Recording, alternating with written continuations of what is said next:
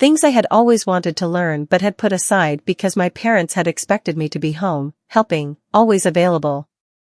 Sitting in those classrooms with strangers who knew nothing about my past was like breathing fresh air after years of suffocation. They didn't see me as the lesser sibling, the overlooked child, they saw me for who I was in that moment, eager to learn, eager to grow. And slowly, I began to see myself the same way. But the journey wasn't without obstacles. There were nights when the loneliness hit me so hard that I cried myself to sleep, wishing for even a fragment of the love I thought my parents had for me. There were days when my brother would call, sometimes pretending to check on me, but his voice carried that same smugness, as if he was reminding me that he had won. Those calls stung, but instead of breaking me, they fueled me. I began to understand that my success, my healing, wasn't about revenge or proving him wrong.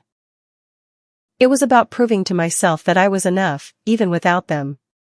I invested time in new friendships, people who didn't know my family history and who valued me for the person I was becoming. Their laughter, their support, became the balm I didn't know I needed. One evening, as I sat with these new friends, sharing stories and dreams, I realized something profound: family isn't always about blood. Sometimes, family is about those who choose you, who see your worth without you having to earn it. That realization gave me strength, and with that strength, I pushed forward, carving a new path for myself.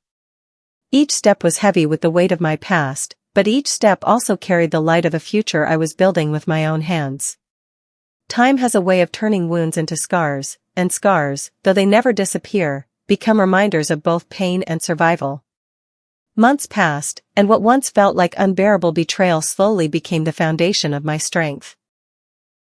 I built a life brick by brick, not with the inheritance my parents denied me, but with the resilience they unknowingly instilled in me through their neglect. I saved enough money to move into a better apartment, one filled not with memories of favoritism and loss but with reminders of my independence. I painted the walls with colors that made me feel alive, hung photos of moments I created myself, not ones tied to the weight of their shadow.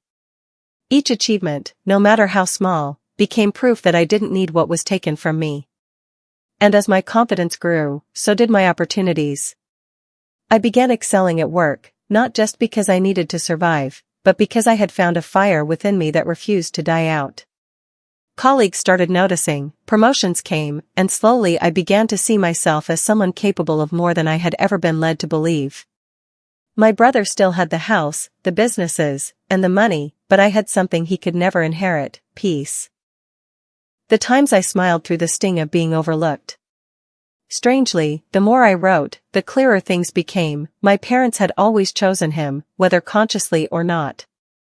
They had built a world where he was the center, and I was orbiting around him, useful when needed, forgotten when not. For the first time, I allowed myself to feel the full weight of that truth without sugarcoating it. And yet, amid the anger and sadness, I felt something new stirring: strength. Because if I had survived being treated as less for so long, if I had endured being the shadow while he basked in the light, then I was already stronger than they ever realized. My brother might have the keys to the house, the accounts, the titles, but he didn't have my scars, and those scars were proof that I could withstand anything. One evening, I stood outside the old family home, the one he now legally owned, and instead of crying, I smiled for the first time since the will was read.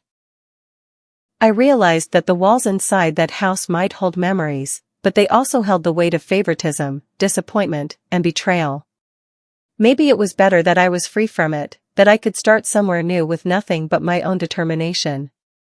In that moment, I stopped seeing myself as the child who was left out and started seeing myself as the adult who had been given a second chance, painful, yes, but powerful. And I made a vow right there under the fading sky: I would build something so strong, so undeniable, that one day my brother and the memory of my parents' choices would have no power over me. My story would not be about what they left me with, it would be about what I created for myself. The shift from grief to determination didn't happen overnight. It was a slow process, like a fire gradually building heat until it was strong enough to burn away the ashes of what had been lost. At first, I woke up each morning with a heaviness in my chest, wondering what my life was supposed to look like now. I no longer had the illusion of parental approval to chase, no inheritance to fall back on, no safety net. All I had was myself, and for a while, that thought terrified me. But then, slowly, I began to realize that it was also liberating. For once, my life wasn't going to be measured against my brother's shadow or my parents' expectations. I started small, cleaning my apartment, setting routines, cooking meals not because anyone was watching but because I needed to care for myself. It sounds simple, almost insignificant, but every little act felt like reclaiming pieces of myself that had been lost. I picked up extra shifts at work, not out of desperation but out of resolve. I told myself that every dollar I earned, every hour I worked, was mine, not something handed down as pity or favoritism, but something I built with my own strength. On weekends, instead of wallowing in bitterness, I began exploring opportunities one had once ignored. I enrolled in evening classes. My brother, smug and silent, leaned back in his chair as though he had expected this outcome all along. Maybe he did. Maybe they had whispered promises to him while I was out of earshot, promises that I wasn't worthy of hearing. A bitter thought crept into my mind, was this all part of their plan? Did they truly think I needed nothing, that I would somehow survive without the same support and security they had handed him? I couldn't help but wonder what people would think if they knew the truth. Families are supposed to be built on love, fairness, and balance. Parents are supposed to see their children with equal eyes, to leave behind not just wealth but also a sense of belonging. Instead, I was left feeling like an outsider, a stranger who had been tolerated rather than loved. And as the lawyer droned on about the details, the deeds, the bank accounts, the businesses, his words blurred into a single sharp echo in my mind: you were never enough. That thought haunted me, clawing at every memory I had. I began to question everything. Were the smiles my parents gave me genuine, or were they just masks hiding their preference for my brother? Every birthday, every holiday, every word of encouragement suddenly felt like a lie. I looked at my brother, trying to read his face, and what I saw there was not sympathy or even surprise. It was satisfaction. He had won, and I had lost, though I never even knew we were in a competition. My chest tightened with anger and grief, my throat burning with words I couldn't speak. But somewhere in that pain, a spark lit up, a determination, a quiet voice telling me that this was not the end of my story. They might have left me with nothing material, but maybe that nothing would be the very thing that pushed me to build everything for myself. That night, after the will had been read and the papers were signed, I went home with my mind spinning like a storm that refused to calm down. The house felt colder, emptier, as though the very walls knew what had just happened. I sat on my bed staring at the ceiling, replaying every single moment of my childhood in agonizing detail. I remembered the time when I was 12 and got first place in a school competition, waiting eagerly for my parents to come to the ceremony, but they didn't show up. They had gone to cheer for my brother at his soccer game instead. I remembered birthdays where my gifts were practical, small things like clothes or books, while his gifts were shiny, expensive gadgets that made him beam with pride. At the time, I brushed it off, convincing myself that love wasn't measured in presents. I told myself they loved us equally, just in different ways. But sitting there that night, the truth burned through me like acid. The favoritism had always been there, subtle but undeniable, and now it had reached its cruel conclusion in the form of their will. I thought about the countless hours I had spent helping my father when his back pain grew worse. You won't believe the storm of emotions I went through when I found out that my parents, the very people I trusted to be fair and equal with their children, had left everything they owned, every piece of land, every dollar, every memory of financial security, to my brother, leaving me with nothing but questions, heartbreak, and a burning sense of betrayal. If you've ever experienced that sinking feeling when life throws you an unexpected betrayal, then you'll understand why I have to tell this story. And before I go deeper, let me just say, if stories like this resonate with you and you want to keep hearing real stories of family, betrayal, and unexpected turns, make sure you hit that subscribe button because it really helps me share more with you. At first, everything seemed normal. I grew up believing my parents loved us both equally. My brother and I had our differences, but that's normal for siblings. He was always the golden child, the one praised for his achievements, while I was more quiet, hardworking, and often overlooked. Still, I never thought the favoritism would stretch into something as permanent and damaging as their will. When the lawyer called us in to read the will, I walked into that office with no expectations other than fairness. But when the words left his mouth, the words that my parents had signed and sealed before their deaths, I felt like the floor collapsed beneath me. My brother tried to keep a straight face, but I could see the pride swelling in him, while I sat there stunned, my hands shaking, my heart pounding so loudly I thought everyone in the room could hear it. Everything, our childhood home, the business my father worked on his entire life, the savings my mother so carefully kept, everything was his. And I was left with nothing.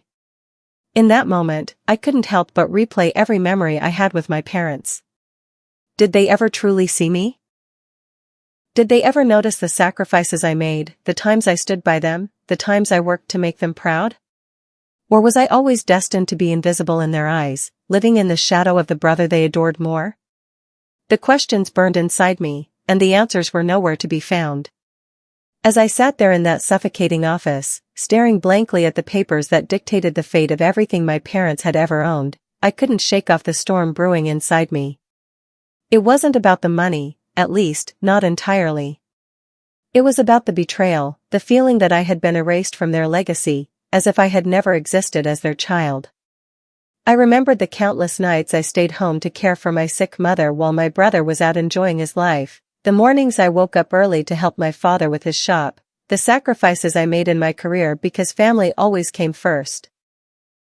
And now, all of that counted for nothing, as if my love, my effort, and my devotion were invisible.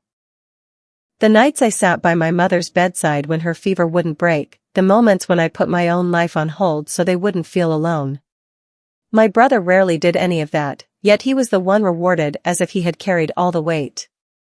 I cried, not just because of what I lost, but because I realized I had spent my whole life trying to earn love that maybe was never truly mine to begin with. It felt like I had been running a marathon where the finish line kept moving further away, and in the end, someone else was handed the trophy for simply standing at the sidelines. The pain was unbearable, but under that pain, anger began to rise like fire. Why should I let this define me? Why should their choice, their blindness, be the measure of my worth? I started to see something I had never considered before. Maybe this was the moment I needed to stop living for their approval. Maybe the freedom of having nothing meant I finally had no ties holding me back. For years, I had been the dutiful child, the one who stayed behind, who sacrificed, who hoped for recognition that never came. Now I had nothing left to lose, and in a strange way, that gave me more power than I had ever felt. My brother might have inherited the house, the money, the business, but he hadn't inherited my resilience, my ability to survive storms. That was mine, and I promised myself that night that I would rise, not to prove them wrong anymore, but to prove myself right. I whispered into the darkness, my voice trembling but certain, this is not the end of me. This is where I begin. The days that followed were some of the hardest I have ever lived, not because I lacked material things but because I was drowning in emotions that seemed impossible to untangle. Everywhere I turned, I saw reminders of what had happened. Friends and relatives whispered about the will, some of them shaking their heads in pity, others in disbelief that parents could be so openly biased. I avoided their stares because I didn't want their sympathy, I wanted answers. I began visiting old places from my childhood, places tied to memories that now felt poisoned with doubt. The park where I had played on rusted swings while my parents laughed at my brother's jokes. The small grocery store my father used to take us to, where he always slipped an extra candy bar into my brother's hand but told me to be responsible. The school events where I scanned the crowd for their faces, hoping to see them watching me, only to find empty seats or distracted eyes focused elsewhere. Every memory was like a knife twisting deeper into my heart, reminding me that this wasn't a sudden injustice, it was a pattern that had been quietly woven into my entire life. I started writing down these memories in a notebook, not because I wanted to wallow in the pain, but because I needed to make sense of it. Page after page, I poured out the times I felt invisible, the times I worked harder just to be noticed,